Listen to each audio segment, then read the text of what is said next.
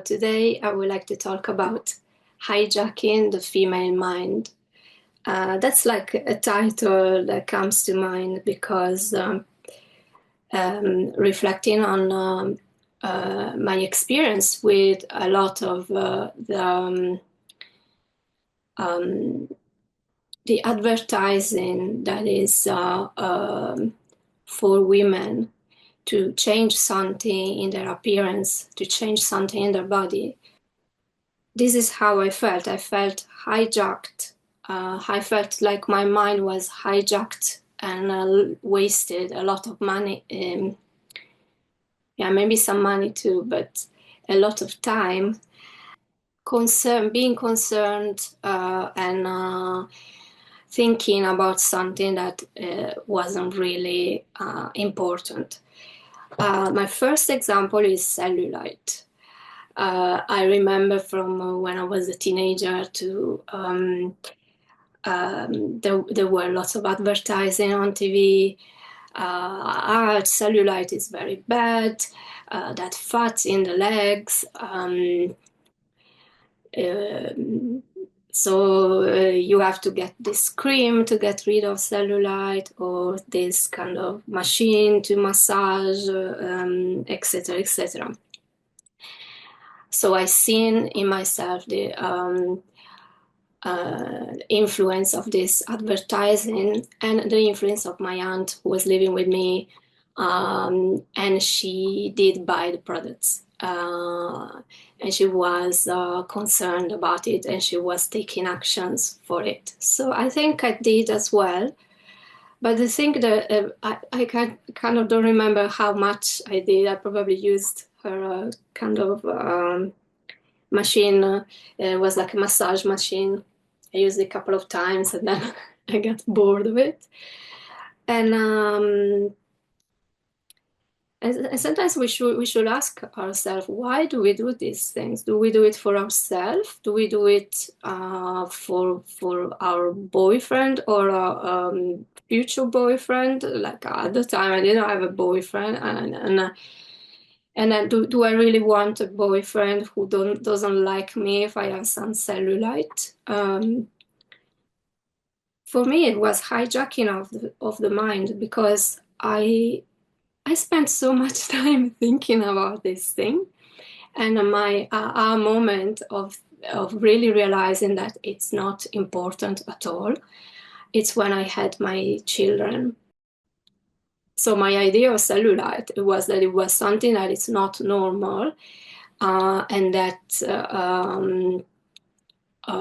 only these girls or women who have this problem have it, and so you really have to get rid of it. But actually, that's just advertisement, and actually, if you get rid of it or not, it doesn't change your life much.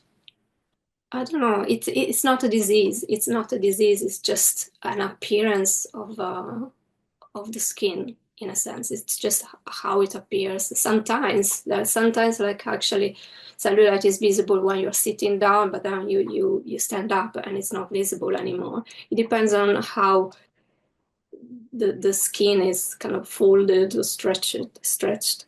So I have this little baby. I just made her so proud. I had a baby, and I go and change my baby, and he has cellulite on his legs. And I'm like, what? It's a boy, and all this advertising was aimed at women. But I was surprised because, like, before having my babies, I didn't really see other babies much, and I didn't change babies before, just like my cousin a couple of times. So really, when I seen the cellulite on my baby, I was shocked, and I was I had a moment of wow, I wasted so much time trying to get rid of that cellulite, and here I have the best skin in the world, the baby skin of my child, and it has cellulite. That for me means that this is completely normal. This is a healthy baby. completely normal. And some people have it, some people don't have it. It's no big deal. It's just advertising. It's just hijacking the mind of the people who uh, go and buy the products, or even think, or even just they have that complex in the end of saying, "Oh my God, or do my leg look bad?" So you are ashamed of showing your legs because there's some cellulite. So that was the first one. The second one for me is dark circles under the eyes that you yeah, you can see it when I do like this, that I have dark circles under my eyes. That's something that I was ashamed of, and I went to the doctor, maybe even more than once, asking, is it related to anemia? Like, is there something with my blood going on? I was kind of concerned it was related to some kind of disease. But actually, if you see other people in my family, they have them too. So I think it's just, and I'm kind of healthy, like I never had anything major. So what I did, I was using makeup to cover them. And for a long time, I would not go out if I didn't have that makeup. That actually is called correttore in Italian. It's something that corrects. No, it's like this is wrong. You have to correct it. And in English, it's called concealer. You have to hide it. Um, so I don't know exactly when I just decided to stop using it, and because to really like show as well that I am okay with the way I look, and I don't really want to wear makeup. Like at the moment, I'm not wearing makeup. Like I didn't wear any makeup for a while. Sometime I could maybe wear a little bit of makeup in my eyes. I don't know, my mascara, some like pencil. I don't know if you say pencil, like a black pencil, something like that. But really, like, it's something that I'm not super interested about. And I used to wear makeup for many years, just around my eyes. And once I did full makeup on my face, and it was like not being able to breathe for me, for like the that cream you put on the skin for it to be all kind of the same color. It's and you see how I don't really know how is it called. I used it just once, and actually I took a photo, and I thought that I did look good with all that full makeup on, and that I had everything like lipstick and some kind of color here, and in the eye, makeup on the eyes. But I was so looking forward to wash my face because I really didn't like to feel that layer of it's like a thick cream on all my face, and I staying there all day. I really like had like a urge to wash it off. So yeah, that's a thing that really I was wearing makeup um, around my eyes because everybody was doing it, and I did like kind of to try different colors and stuff like that when I was a teenager. But and I did wanted to wear makeup because my mom didn't wear any makeup, so I was kind of in reaction to my mom. I was like, I want to to to show myself as more feminine. I think that she's mm, yeah, some kind of judgment. Like I think she's not feminine enough. I would like to look more feminine.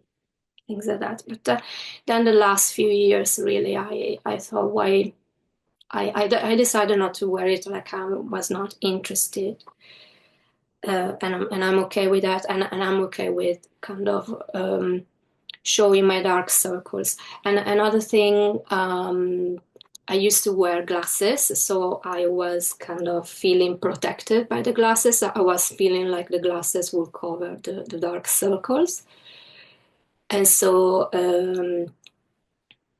that was a thing that used to comfort me, having the glasses, and kind of in general, kind of uh, giving me some kind of mask or protection from the world around me.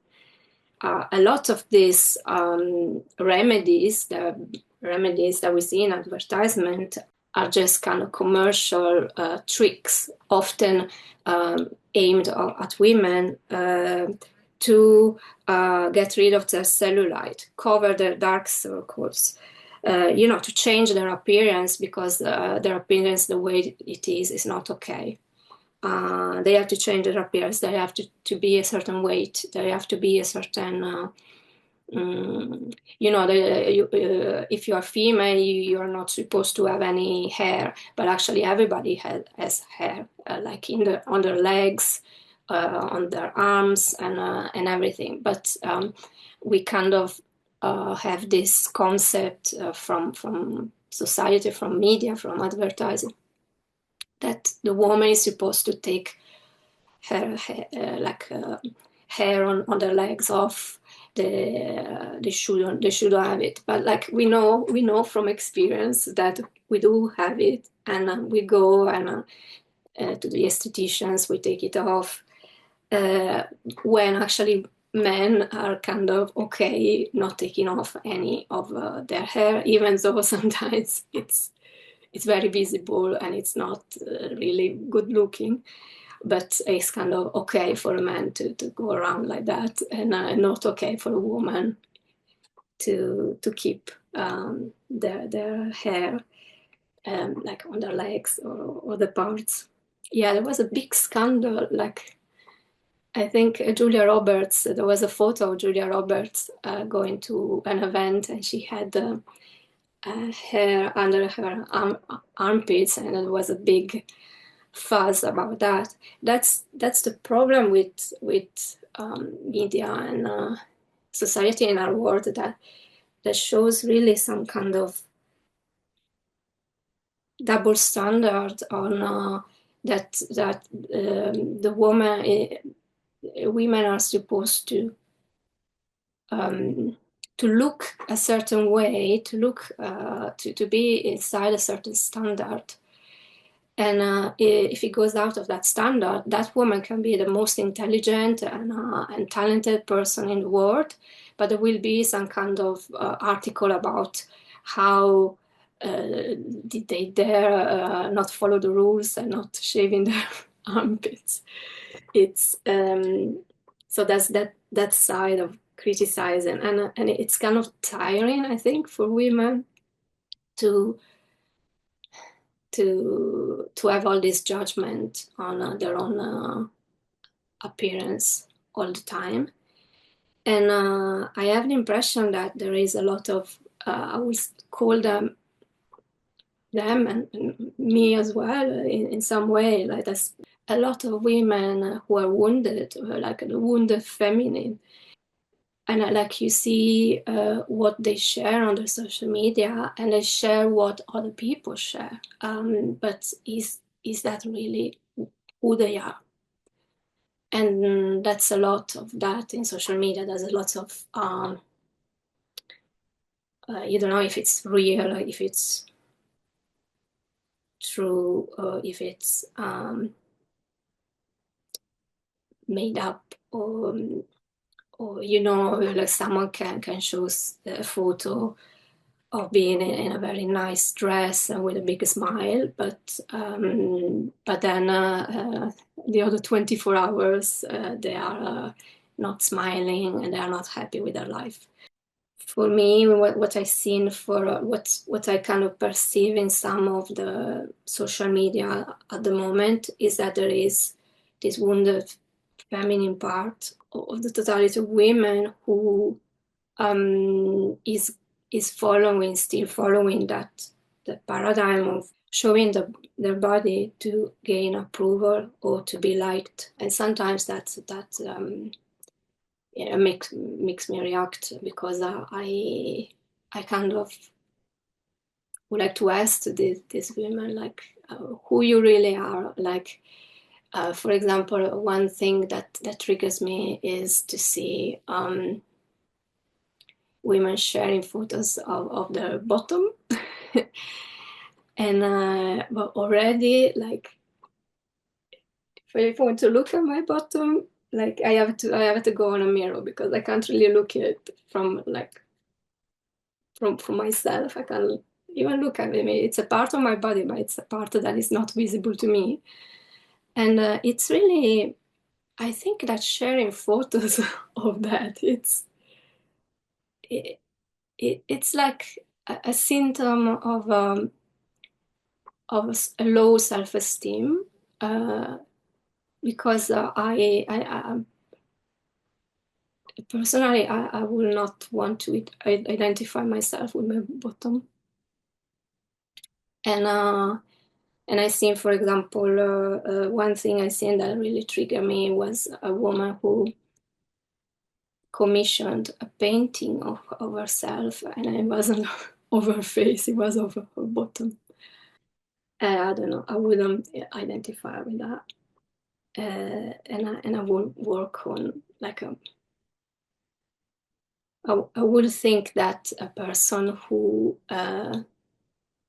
would be proud of showing that on the social media or things like that is a person who is trapped in that program of thinking that to be liked, they have to share this, show that they are, I don't know, show that they are working out, and that they have nice shapes in their body, nice in relationship to what society says is nice.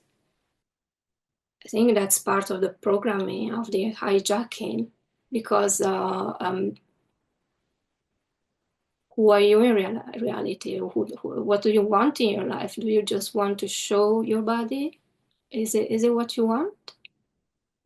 Do you think that will attract a good relationship of respect? For me, showing something like that, it could be detached from respect, and it will be a part of a programming of being okay with not being respected. And so if we are okay with showing, with living with our cellulite, with living with our dark circles under our eyes, with being proud and being accepting, if we have any scars on our body from some surgery, something. That's a story. That's a story about our life. That's a story about our body who survived something. And that's something we could be proud of. Showing our aging. And I remember when I had my first white hair was when I was 30. It was kind of, my hair is straight, but that was kind of curly, and it was going ping out like this. And it was kind of funny for me to look at it. And someone noticed it as well. I was like, hey, did you see my first white hair? Look at that. Because it was different from all the others. It was short and curly, and it was going up. So I kind of being curious and okay with aging, the body changing. I had two pregnancies. I had two children. There is stretch marks. There is the tone that was there before is not all there anymore. The shape of the body changes, and like pregnancy, it's a big thing for the body. It's a big change. on one way and then back on the other way. And actually, when I went back, I didn't really take taken care of it, and I did, and I have an impression that that gave me some kind of imbalance on my organs. So it's something as well. That's important things that we should learn about, not how to get rid of cellulite. We should learn about how to bring back our body to being healthy and strong after pregnancy. I didn't know any of that when I had my pregnancy, and I had a big back pain after the first pregnancy, and after the second one, I had, I don't know if it's hernia, something like that, some kind of internal organ who didn't really go exactly where it was supposed to be. It didn't really go back to the place. I was never, I found out about this just recently, and my children are 8 and 10. I wasn't told about it when I had my children. I was told a lot about how to take care of them, but I wasn't told about how to take care of my body to recover after that big change. Um, another thing with the stretch marks that I like, I have stretch marks from when I grew up, from puberty, because my hips kind of um, grew up fast, so there was stretch marks, and I kind of loved those. I loved those stretch marks because they kind of change with the light, they kind of shine with the light, and uh, and I know that there are treatments to get rid of stretch marks as well, and personally, I wouldn't do them because it's a reminder that I did grow up fast, that my body grew up fast, so it made some stretch marks on the skin, and uh, and the gray hair as well. I remember when they started, and how they got on, and that now they and then now I have like kind of like strained it all together. I kind of like it. It's just part of our story. And I remember going to the hairdresser, and the hairdresser seeing my gray hair and say, "Hey, would you like to color them and cover them?" And I was like, "No, no, I don't want to. Uh, no, I'm okay." Because really, like, personally, I'm not really. I never color my hair. Just did it as a experiment when I was younger. I love it that I see more and more women just embracing how they look like, and not wanting to change it, because but there is a big industry of plastic surgery and other treatments, and big industry of entertainment where you see everybody looks super good, but they did change. They did change their appearance to be able to look like that. And are they happy? And so I love it when I see, for example, when I see celebrities who look like they didn't change anything. When I see a Tracy Chapman who looks really individual. She looks like she doesn't wear any makeup, and she doesn't color her hair, and she keeps her gray hair, and she looks beautiful, beautiful and individual. Jenny Lee Curtis, uh, who is aging, and she was always beautiful and a little bit different because she had this short hair, and she looks great. She looks still great, and she has white hair, and she's aging, and she's still beautiful, and she has a brain. She talks. Emma Thompson, the same. And Emma Thompson did this movie called, I think, Leo Grande. It makes you reflect about things like body image, like sexuality, ideas on how sexual life should be and things like that. And for her to do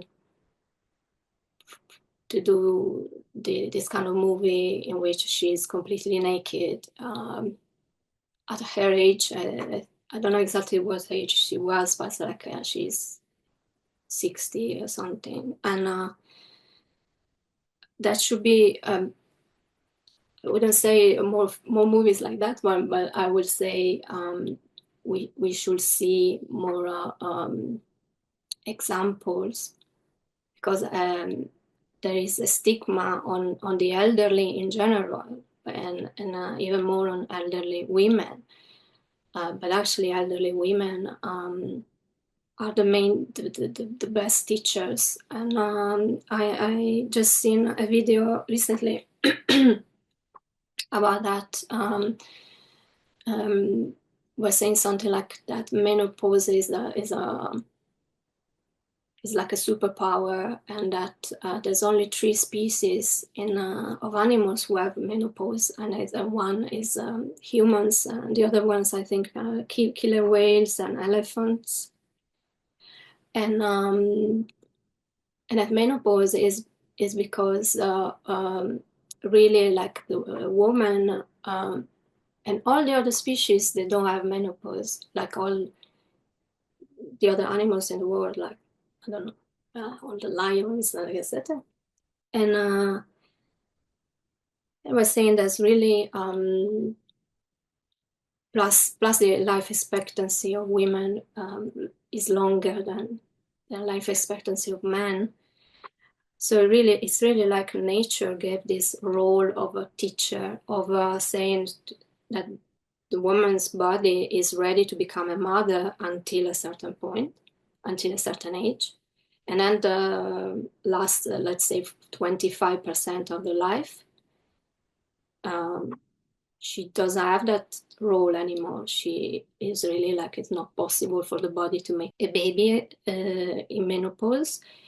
So it's 25% of the life of a woman where she can focus on being a teacher, on educating. And it would be good for society to align to that role, to give importance to these women. And that reminds me of something that Dr. Bruce Lipton said.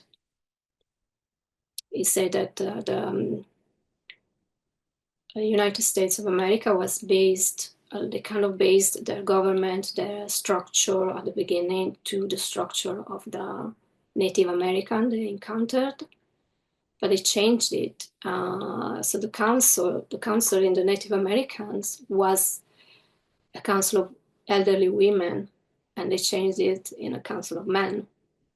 So they changed because they came from Europe, and originally where women were already marginalized and in lesser roles, let's say, and so they didn't bring in that council of elderly women. they took the structure without taking missing that part. And yeah, so that was my reflections on hijacking the female mind. And yeah, I'm happy that now there's lots of examples of going back to I think it all starts with self-love, and when someone loves themselves for what they are, they stop trying to change their body because they are okay with their body the way it is, and that's a good thing. And sometimes these changes, these plastic surgeries and treatments, they can be bad. They can bring illness as well. So, and I've heard about, for example, breast implants that had to be taken off because they got some kind of infection or some kind of disease. Yeah, that's all like it's all psychological. In the end, it's why would you have a breast implant? Is because the society is telling you that if you don't have a certain size of breast, you're not acceptable, or for like the job you want to do. If you, for example, you want to be in entertainment, they ask you to change your appearance. That started pretty soon in Hollywood. They were doing plastic surgery already, almost from the beginning. Like from, I know Marilyn Monroe had some plastic surgery done. Um, that was probably the 40s, and she was beautiful before and after, and not much has changed. But like, yeah, why would you do that? There's all an industry of that gains from insecurities, and it would be good for people to get over their insecurities and learn to be happy with how they look like, and that and be um, and know that they will find when they are happy with themselves, they will be happy with their life, and they will find the right people around them to have a fulfilling life. In my website, you can find a new free document you can download. It's called Beliefs That Support Us for the Life We Want. And it's a list of 6 limiting beliefs that we can transform in supporting beliefs. And then an example is something that happened just this week. And this is my son, who is 8, who was saying, I'm so unlucky because he will lose when he was playing video games with his brother. So I facilitated a PSYCH-K balance with him when we installed the new supporting beliefs, I am lucky. And the same evening, just a few hours after this, he came to me all happy and he said, I won 3 matches today in the video game. So actually, children are a very good example on how balancing with PSYCH-K and changing the subconscious beliefs can really, we can really see results very quickly. And that was really heartwarming for me to see him happy and feeling lucky. So you can download the free document from my website. The link is below. I hope you enjoyed this episode. If you like this content, please subscribe, comment, like, and I see you next time.